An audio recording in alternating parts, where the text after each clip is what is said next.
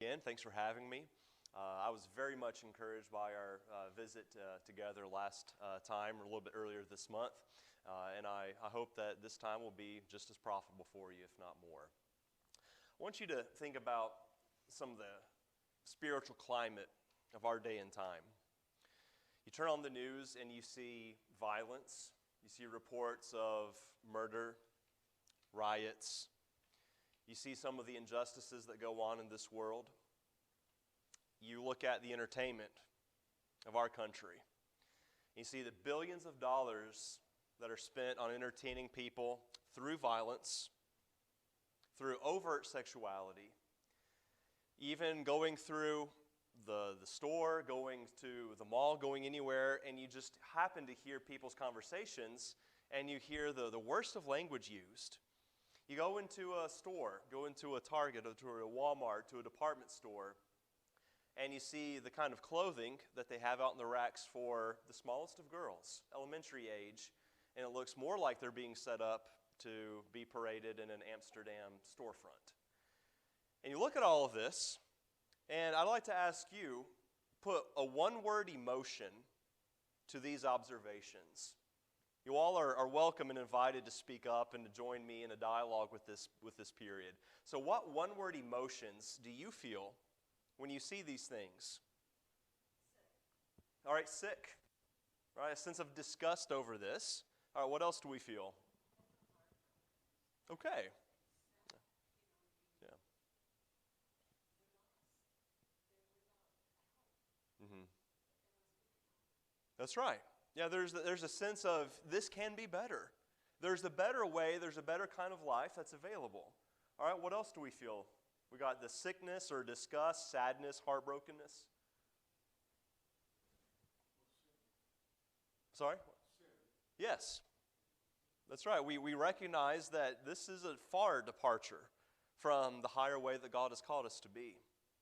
And we don't approach this, at least for my part, and I don't think with any of you, that with a sense of arrogance in the sense of, well, that's far beneath me. No, that's a sense of, that's what I used to be, or at least, if not in the specifics, in kind. That could describe me at different times in my life. What else do we feel? What's that? All right, thankful. That's right. That's right. And whether it was the case, sorry, I didn't mean to cut you off. Yeah, whether we were brought up in a family where our parents, grandparents knew the Lord and taught us the way of the Lord, or whether we've had some kind person that has taught us or been an influence on us. Maybe we just studied on ourselves and independently. There's a sense of gratitude that maybe that's not the story of our lives for those who don't know the Lord yet. One emotion that I feel also would be frustration, anger. And if you're like me, all of these are bundled up together. And what I want to do with our study then this morning is to look at a man that had the same kind of emotions that you and I do over the world that he was living in. You see on the slide or the screen above, we're going to be studying the prophet Habakkuk. If you want to, you can go ahead and turn your Bibles. Toward the end of the Old Testament, we're going to be reading through and be looking at the prophet Habakkuk, because here was a man that recognized that he was living in a world that was desperately far from the covenant that God had made with his people. We're going to be looking at a man who was distraught over the sins that were going on in the society that he was in, and I believe that we see from Habakkuk the emotions of anger, the emotions of sorrow over what was going on in his world. And so Habakkuk is a man who is curious to know God's ways. Number one, why are you allowing this to happen? What do you plan to do about all of this evil? Then God is going to give Habakkuk an answer that he was not expecting, and that actually Habakkuk has even greater curiosity over. And so what I'd like for us to do is to think of the prophet Habakkuk as one of the most relatable and one of the most relevant of the books of the Bible for our day and time. I don't know that this would describe this group, and I would hope not, probably not, but there are Christians who don't see as much use for the Old Testament. And when it comes to looking at the prophets, especially the minor prophets, if we're not careful, we can sometimes have the attitude of, well, that was way back then, and these are dusty, dried up books that are just of fantastic interest, but not of much relevance for my life. That is not the case. And again, I don't think it's the case here. But we need to understand as Christians that the prophets were speaking to a society that is increasingly more like our society. And so I'd like for us to think about this most relevant of prophets. The theme of the book, I believe, is I will rejoice in the Lord. And we'll come to that at the end of our time then together. So first of all, what do you know about the prophet Habakkuk? Just want to throw out some facts here if anyone has some prior knowledge or study that they want to share about the prophet. Just kind of a few short, maybe, statements about what you know of him. Yes, the name means embrace, or one who clings. And so we're going to see at the end what it is that Habakkuk's name really means for his message. I don't believe this is the case with all of the prophets, but with many of them, I believe that their name has to do with the theme of their message. And I think Habakkuk is one. So his name means one who clings, one who embraces.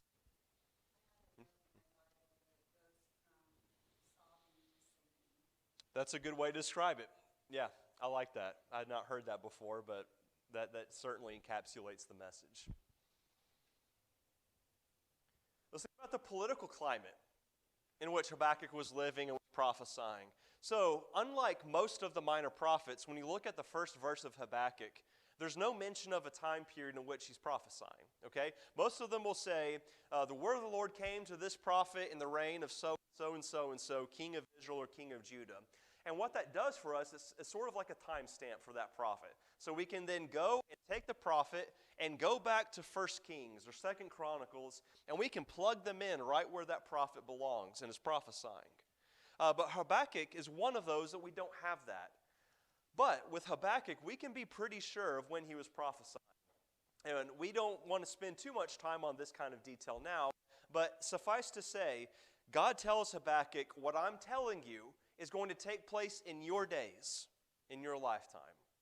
Well, that's valuable information. So it's going to take place within the normal lifespan of a man. Secondly, the prophecy concerns the conquest of Judah by the nation of Babylon. And so when that occurs, the first main attack upon the city of Jerusalem happens in the year 606 BC.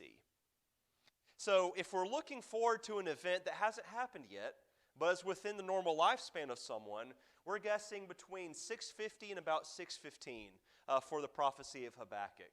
So the political state during this century has been, the Assyrians have been the big dog on the porch in the neighborhood, okay? World affairs, the Assyrian Empire has been in charge. But as the decades of the 600s begin to go by, Assyria begins to be weakened, and the Babylonians begin to assert themselves a little bit further down toward the Persian Gulf, what we now call that. And so during this century, the Babylonians are on the ascent. And what's going to happen then in the last decades of this century, the Babylonians become so dominant on the world scene that they overthrow the Assyrians, and in the last decades, they attack Jerusalem and many of the other cities in that area, and they will deport them to their homeland of Babylon. And so that's what's going on. Judah is really in a sea of turmoil on the political stage globally. But what about the spiritual condition of the people at this time? It's a mixed bag. So if you were to chart it out, the trajectory of the spiritual condition of the nation of Judah at this time, are you trending up or down? Like overall? All right, precipitously down at this point. At this point, of course, we know we're in the period that we would call the divided kingdom. So remember, we've got the united monarchy under Saul, David, and Solomon. After Solomon reigns, the nation of Israel splits in two. There's a northern kingdom and there's a southern kingdom. In Israel, the northern kingdom, there was never a good king, and they went downhill very quickly. In the southern kingdom that retained the name Judah, things were a mixed bag. Sometimes you would have a good king that would haul the people back to the Lord, but the general trajectory of the nation was downhill. And so by the time Habakkuk comes on the scene in the last quarter of this century, you had bad king after bad king, but then you come to one by the name of Josiah, who, as the scripture tells us, was the best king that ever was in either the northern or the southern kingdom. In fact, you have to go back to David to find a king as effective and as righteous as Josiah was. But with his goodness and his force of personality, he still could not completely change the spiritual climate of the nation. And so it came to the point whereas the inspired historian tells us in 2 Chronicles, there was no more remedy for the nation. So, throes of a nation when Habakkuk. That's enough for the background. Do you have any questions or anything else you want to add before we go a little bit further? All right, so if you look, the book is very simple in its basic outline. I'm not sure if I'm hitting something wrong or if that's just the transition. Okay, we're a little bit delayed, but that's okay. Do you know what's going on here? I look to you as if you're responsible, and I know you're not, but you might be able to save me from this. I'm not sure why. Okay. Maybe I just hit it too many times and...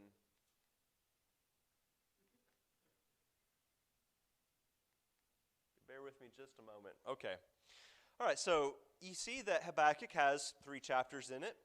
There are really 2 main sections to the book. So chapters 1 and 2 is a series of conversations, really 2 conversations that God has with Habakkuk.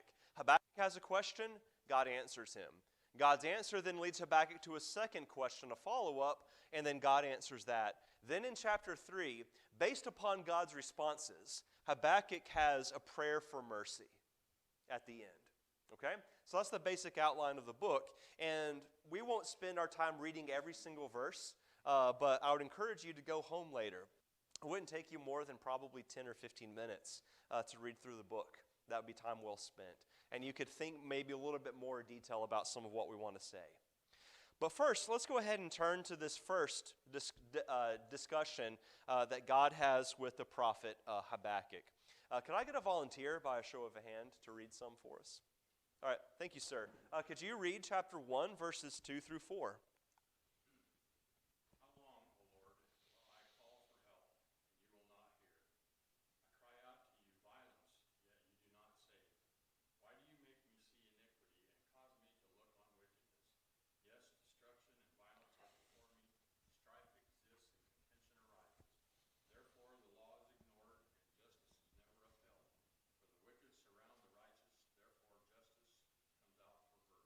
All right, thank you. So Habakkuk's question is, how long are you going to look upon this Lord?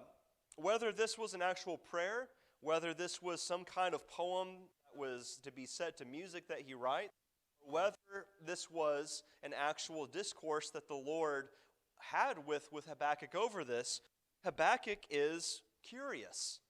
When he says in verse 2, I cry out to you violence, you can almost picture that there's a gesture accompanying that, like, violence, look at this, look what's going on.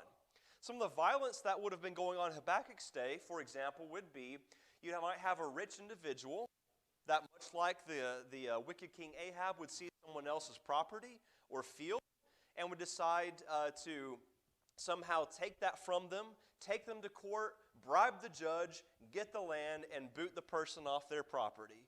Or if there is a poor person, they need a little bit of help, yeah, I'll lend you some money, but it's going to be at an exorbitant, outrageous amount of interest that you'll never be able to really pay back. These are the kinds of things that would go on.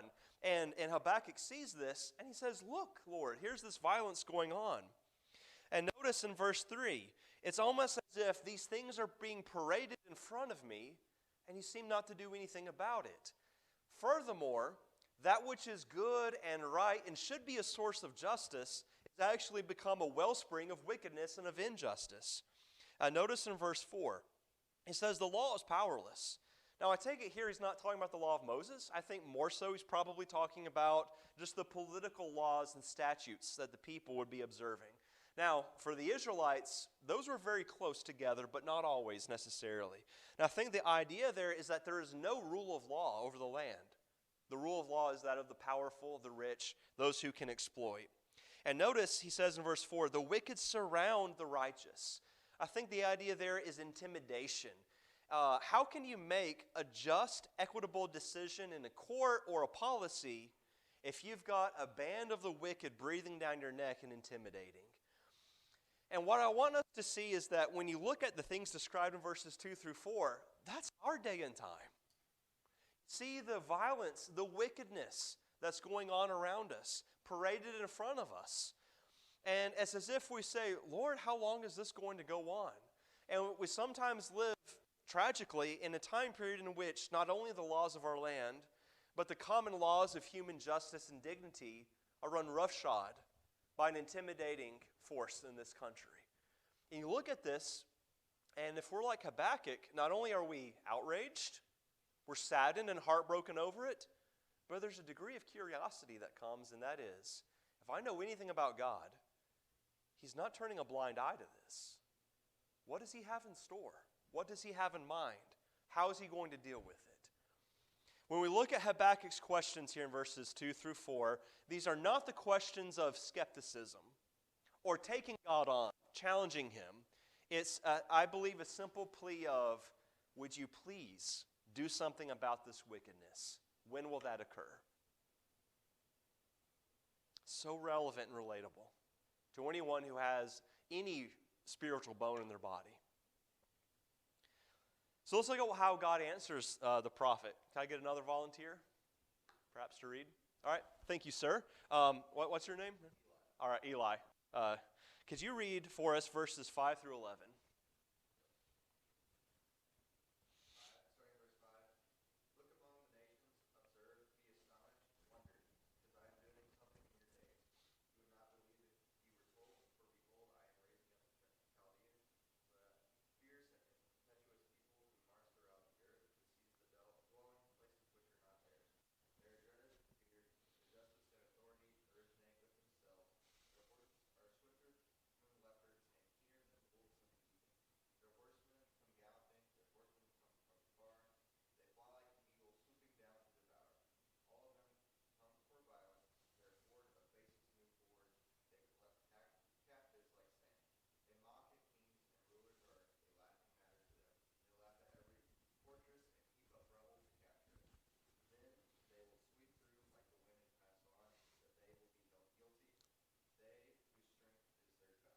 All right, thank you. So, if you were to sum up, just in a sentence, what God's response to Habakkuk is, what does God answer him? I'm cleaning house. That's right. I'm going to take care of this. It's as if to say, Habakkuk, you are correct that you see all this going on. I see it too, and I'm going to act. But his action is not what Habakkuk anticipated, I don't believe. What is the instrument of God's judgment here in this situation? He's going to use a conquering nation to come in, to subdue Habakkuk's people, to conquer them, to overthrow all of their political and governmental structures. He's going to clean house. And as we're going to learn in other prophets, there's going to be a captivity of God's people in this situation. Now you look at this, let's go back and look through a few more points specifically. As God says in verse 5, look among the nations and watch. In other words, what's going to be the coming judgment of Judah is going to come from the world of geopolitics. So it's not going to be famine or disease or any kind of internal revolution. God's going to bring someone else in to clean house. And we find in verse 5, it's also going to be in his days. Something that would be remarkable, that could not have been predicted. And indeed, even though the Babylonians would come on the rise, it would not be clear at this point that they would have been the natural heirs to the Assyrian world hegemony or dominance.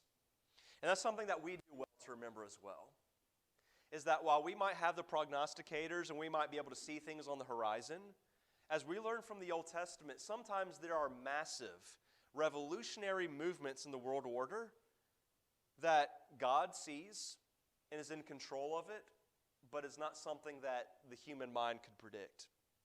And we'd be in a healthy place if we would remember that. And so his answer in verse 6, I'm raising up the Chaldeans. Now the Chaldeans were kind of the core ethnic group and class of the Babylonian Empire. This is not the best of analogies, but if you think back to the late 1800s, you've got the British Empire. It would be almost like an Englishman in the British Empire would be like a Chaldean to the Babylonian Empire. So it's kind of like, here's the heart of this coming power. How does he describe them in verses 6 through 11? Look through here. He says, this is an impulsive, dynamic force that's going to be coming. They're terrible, they're dreadful. So in other words, they do not acknowledge the norms of warfare and of politics and of diplomacy. Their diplomacy is the sword and fire. The way he describes them in verse 8, they fly as the eagle that hastens to eat. Now, you might have a different translation of verse 8 than eagle. The idea is like a bird of prey. All right, so like you might see a hawk that sees the rabbit or the field mouse and it swoops down. That mouse doesn't have a chance. If that hawk has a clear line of vision and it's got its, radar adjusted properly, the mouse is done for. This describes the way the Babylonians would sweep upon the city of Jerusalem, the nation of Judah. And notice verse 9. They come for violence. Does that word kind of ring a bell for you in Habakkuk? Where else do we see that word so far? That's right. You go back to verse 2, and what do you see? Habakkuk says, look, violence. It's as if God says, oh yeah, violence. We're going to see some violence here, and it's when the Babylonians come in. God here is not trying to be sarcastic for any other purpose except to show exactly that you reap what you sow.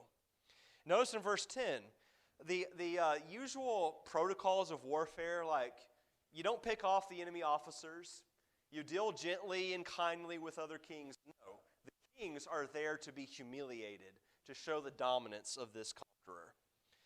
And then finally, verse 11, the idea here is that the ethics, the morality, the justification for what happens is all arising from what the Chaldean can do. They are their own judge. They are their own standard. What is right is what might makes right. It's a grim picture. So again, just to recap, Habakkuk says, all this immorality and violence and disorder going on, Lord, what will you do with this? God says, I'm going to bring in this invading nation, and they're going to be my instrument of judgment, and it is going to be terrible. So if you're Habakkuk and you hear that, you take that message from God and you think, well, that's good. I'm glad to hear that. No. You hear that and you realize your world is going to be turned upside down. This is not the best of analogies again, but at least gets at it. If you were to imagine a similar prayer to the Lord and he were to answer, I'm going to bring in ISIS, the Islamic State, and they're eventually going to spread their influence and they're going to use their new capabilities. They're going to overthrow Washington, and your world order is going to be turned upside down. Or any other nation state that you might imagine. If you were to hear that, you realize that everything that you hold dear, everything that you hold sacred, your family heritage, and all of the values that you hold are going to be up in the air for grabs and dictated to us by another power. That is something that we're so thankful that in this country, for generations throughout the existence of this country, we have not known that. Other places in the world know that daily. But it's one thing for us to realize God says that's coming home to you. Now I pray on the one hand that day is far off, but as long as this world stands, there will come a time, if it's decades, centuries from now, that will happen. But Habakkuk is being told in your days that will happen. Your world will be turned upside down. Look at how Habakkuk responds to it. This second discourse or back and forth between Habakkuk and the Lord. Can I get another volunteer? Yes, sir. Could you please read then verses 12 through chapter 2:1?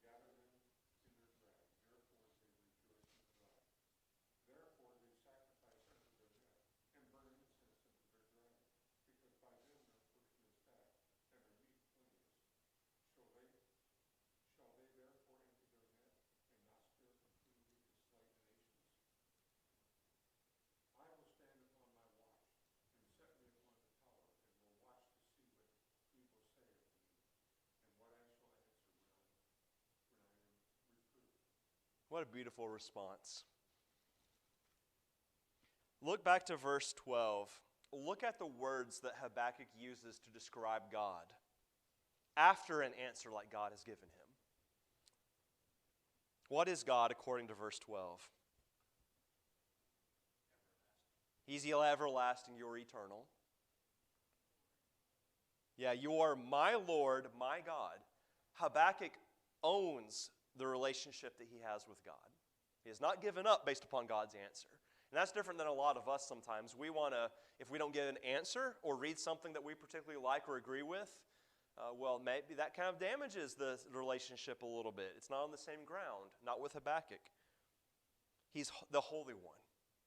Now, that's so important when you recognize that he was living in a nation that had utterly forgotten that God was the Holy One of Israel.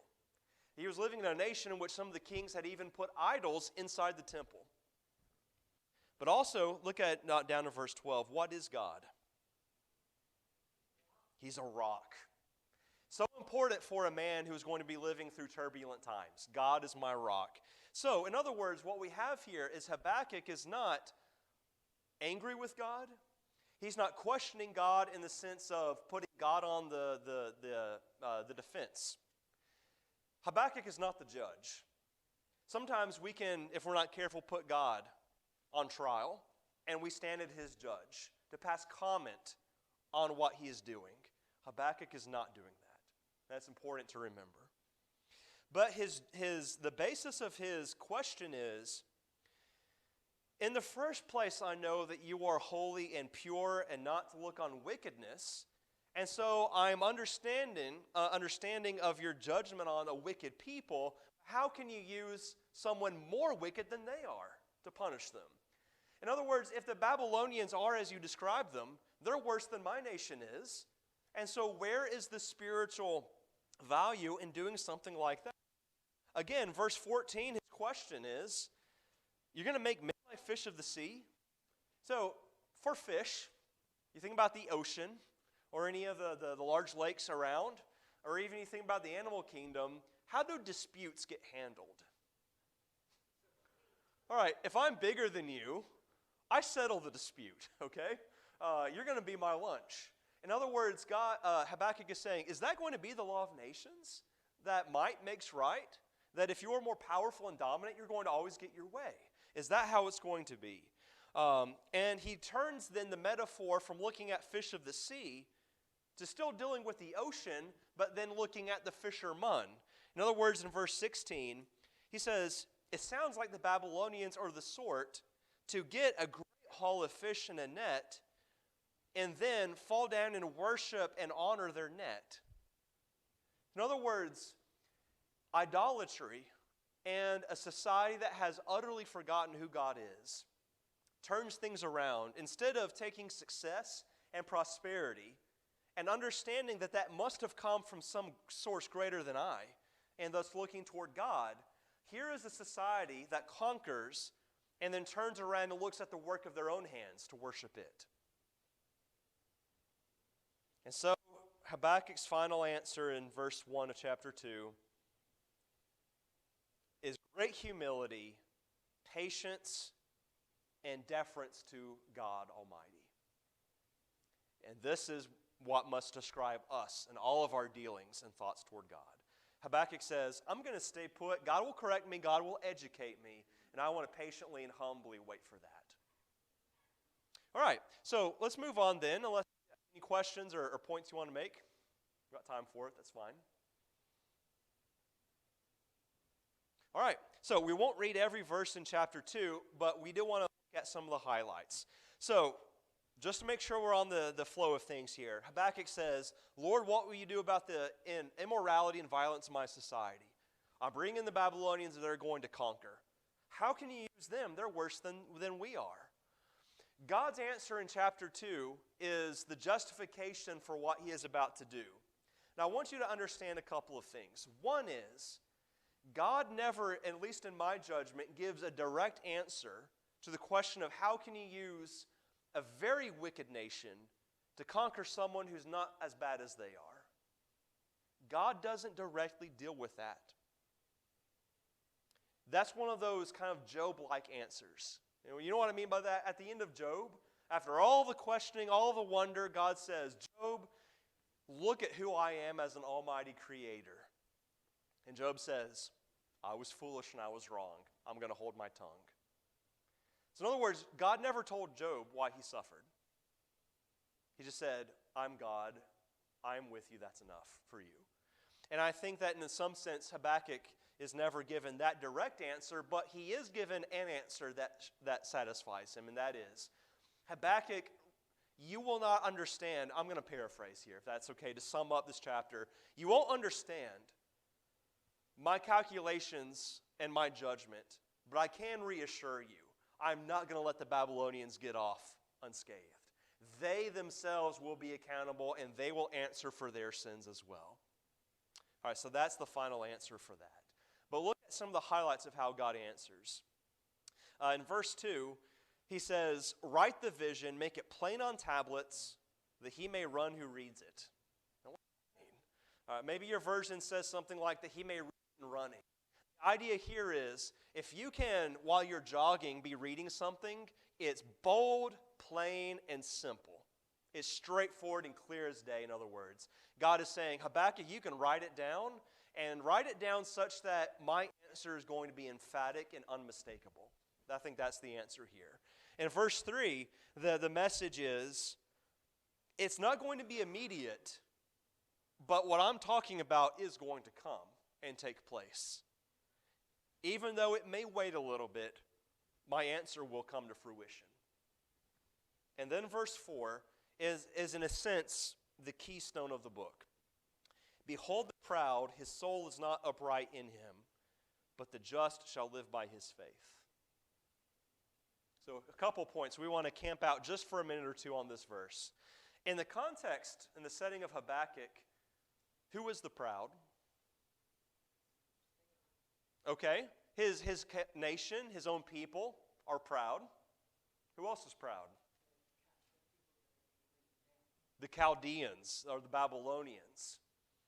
Behold the proud, his soul is not upright in him, but the just shall live by his faith. So who are the just ones in this situation? Yeah, number one, God, and those who still have respect for his covenant and will keep it.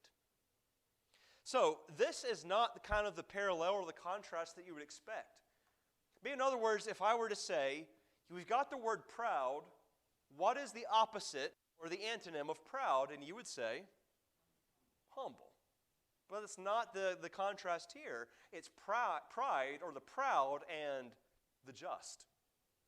So the idea of justice or the just in this context and in many other places in the Bible is not so much our concept of justice, although that's included.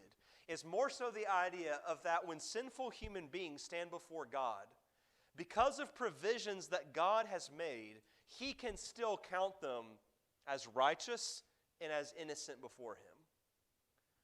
The idea of just or righteous, these are two words that mean the same thing. The idea is that as God considers us, he does not pronounce a guilty verdict. We're declared innocent, clear of charges. That's the idea of just here. So how does one achieve that state? It's by faith. What this verse means for the message of the book is Habakkuk and all who would listen and read and hear his prophecy is that if you hold pride in your heart in which you will rebel against your Maker, you will so disregard the covenant of God that you will set it at naught and choose your own standard of morality and living. For a nation that ignores all human dignity and decency and with ferocity conquers those who are weaker than them, for all of these prideful acts, they will not stand. The world and the affairs of the world and of time will sweep them away into nothing, into irrelevance, and to perhaps even forgotten. But if you want to stand and you want to survive in this world, the only answer is for your faith and trust in me. God is saying to Habakkuk, I'm going to turn your world upside down. You still have trust in me. You still lean on me. And if you will do so, you will make it. You will stand. I will declare you innocent, and you will be covered in the day that I bring judgment. You see how that applies to the book of Habakkuk? Now, can I do one thing that's very important before we move on here? Hold your places here, and let's turn over in our Bibles to Romans chapter 1. To Romans chapter 1. Now, you as Bible students know that phrase, the just shall live by faith, because it's quoted many times in the New Testament. In Romans chapter 1, "For I am not ashamed of the gospel of Christ, for it is the power of God to salvation for everyone who believes, for the Jew first and also for the Greek, for in it the righteousness of God is revealed from faith to faith, as it is written, the just shall live by faith." So here in this most complete and emphatic statement of our salvation in the New Testament, the book of Romans, what Paul does to introduce his theme in the book and to build the rest of his message of Romans is by a quotation from Habakkuk 2:4. And his message is he takes that central theme of Habakkuk and he pulls it into the book of Romans, and he says it's the same thing for us under the new covenant. In a world of change, in your spiritual distress, you can choose pride, works of the law, perfection, your own righteousness, or you can trust in me, lean on me, have faith in me, and the provisions I have set up, and you will stand. If you're going to be just, you're going to do it not by pride, but by faith, by dependence upon me. Not your own resources, but on me. And it is this quotation from Habakkuk that the entire flower of Romans will blossom from. So, let's go back to Habakkuk 2 then. You will want to, no doubt, go back later in more detail, but God's answer beginning in verse 5, he pronounces 5 woes upon a certain category of people. So, the word woe, we don't use that a lot of times today, like W-O-E. We don't use that very much, but it's really, in its very nature, the word is the opposite of a beatitude. So like the Beatitudes of Christ, blessed are those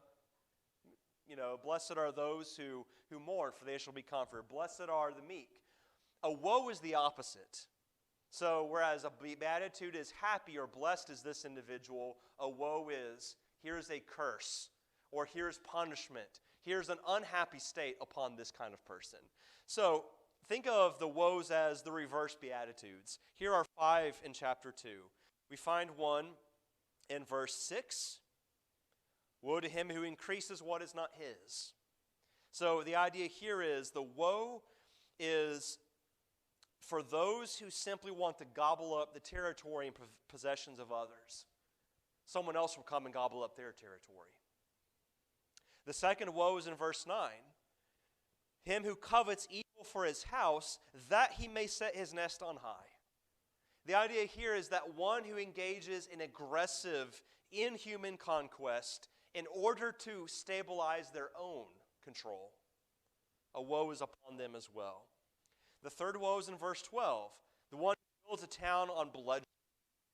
It's one thing for a nation, for a state to prosper, to succeed, thrive, and be prosperous, and to have peace and plenty for its people. But when that is built upon the blood and bones of other people, God pronounces a woe upon that state. The fourth woe is in verse 15.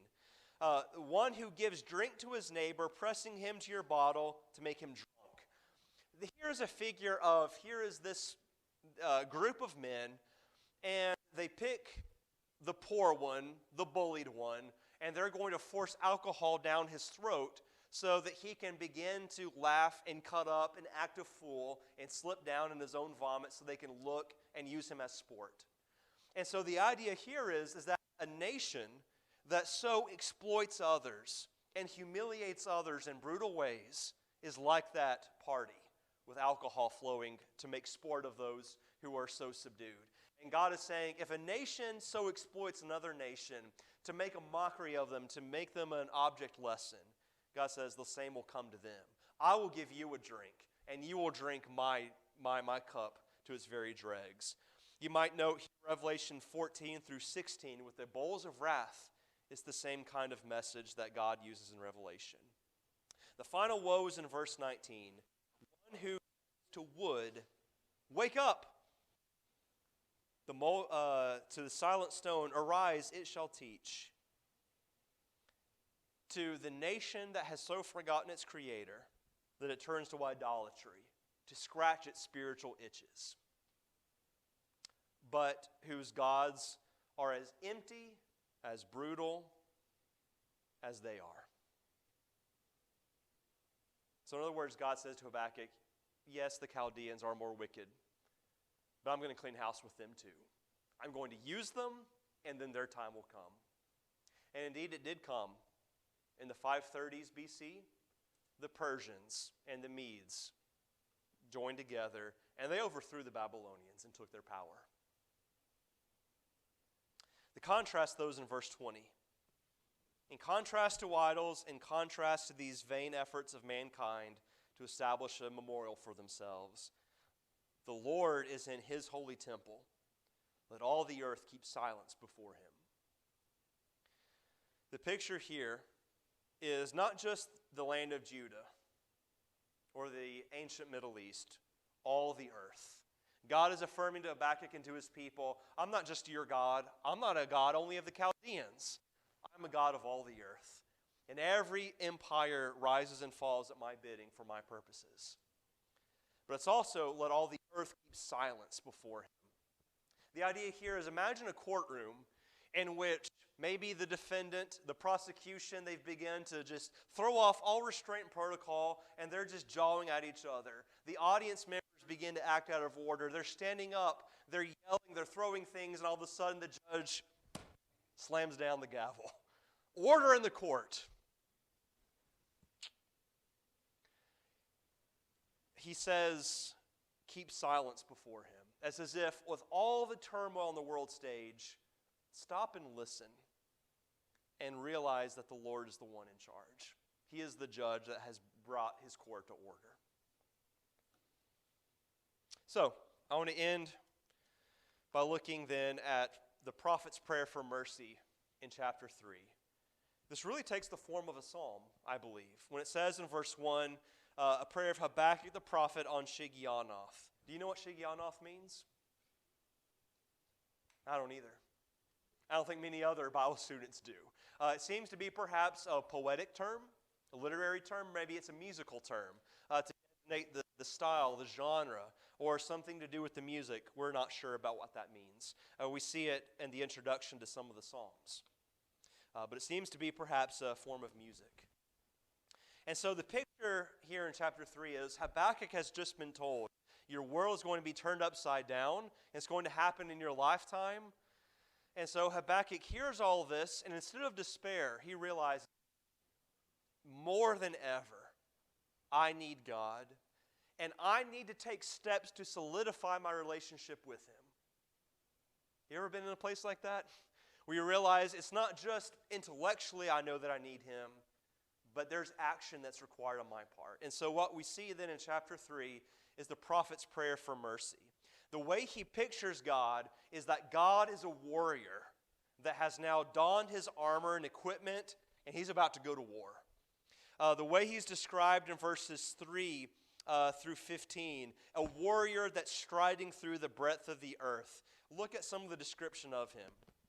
Verse 4, his brightness was like the light. He had rays flashing from his hand. If you look at the rising sun in the morning, it's blinding, it's bright. This is like the approach of the warrior God. And verse 6, he stood and measured the earth. He looked and startled the nations.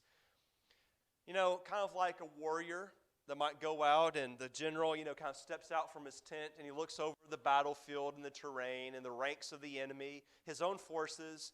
He just kind of sees and it's like he observes the landscape and he begins to measure and to take thought for his forces, their deployment, and the enemies. And here's a man in complete command, in control, and he's surveying the field that lies open beneath him. And it says he looked and startled the nations. Remember when you were in school, a student, and you were kind of goofing off, doing your thing, and you look up and the teacher's looking at you. He looked and startled the nations. In other words, here is the scouring, judgmental eye of the warrior God, and the nations realize that they've come under his scrutiny. In verse 9, you divided the earth with rivers. The mountains saw you and trembled, or they the overflowing of the water passed by. The deep uttered its voice and lifted its hands on high. In other words, earth itself is convulsing under the approach of the God of judgment. And what a beautiful phrase, the deep lifted its hands on high. What's the deep? It's the ocean. When does the ocean lift its hands on high? Huge waves. And the idea is that the earth itself, even the sun and the moon, are trembling at the approach of the Creator who has come to intervene in the only part of his creation that's rebellious, humans. So then, look on down to verse 16 and Habakkuk's response to all of this. And he knows that the reason this warrior God is coming is to judge his people. Look on down then to verse 16. When I heard, my body trembled. My lips quivered at the voice. Rottenness.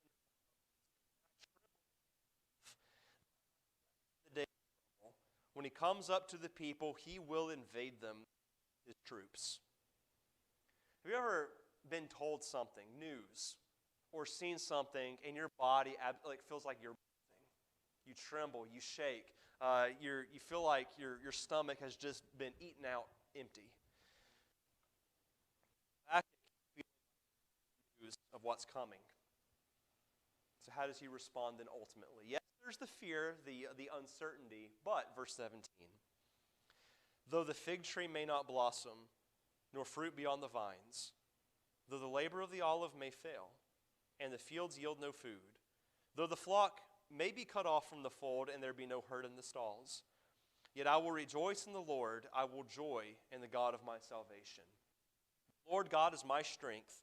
He will make my feet like deer's feet, and he will make me walk on my high heels.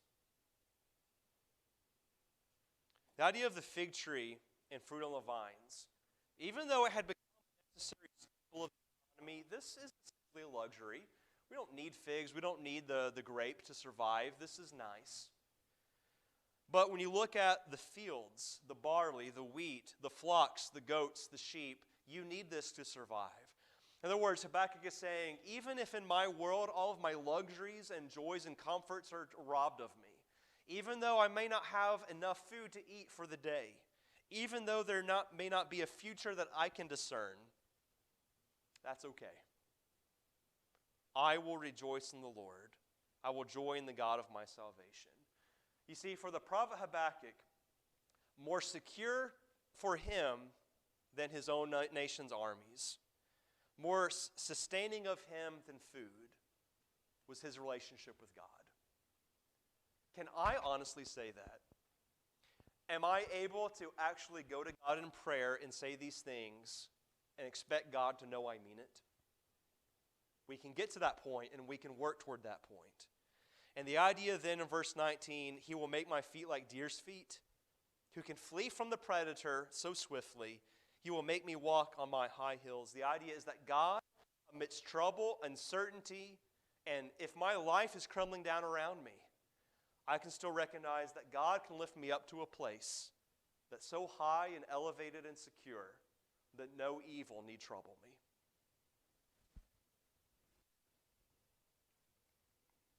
I will rejoice in the Lord.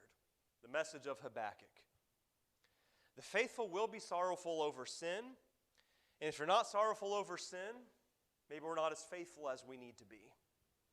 But my joy is not based on external circumstances. My joy is in the Lord. And finally, a phrase that we see often in Scripture, the Lord is my portion. In other words, if I don't get anything out of life except a secure relationship with God, then that's enough. And that's what the message of Habakkuk is for God's people today. So thank you for listening and studying with me this morning. We'll go ahead and take a break now.